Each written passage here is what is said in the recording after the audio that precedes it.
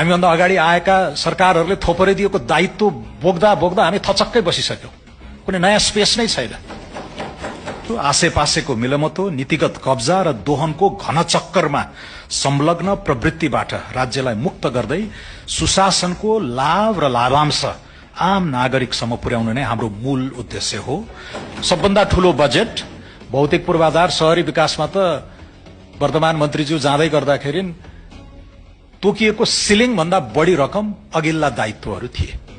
त्यसलाई हामीले खारेज गर्नेतिर, रद्द गर्नेतिर गएनौं, बोकिदिएका छौं।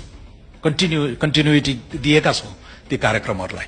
यद्यपि राजनीतिक अभिप्रायबाट प्रेरित त्यस्ता धेरै कार्यक्रमहरूलाई सायद यो जनादेशलाई सर्वात्मना सम्मान गर्ने हो भने त्यसलाई खारेजै गर्नुपर्ने पनि हुन सक्थ्यो केही आयोजनाहरू। तर हामीले राज्यको यो अविच्छिन्नतालाई सम्मान गर्दै, समाजवाद भन्ने शब्द देखिएन भने समाजवादको सिनोनिम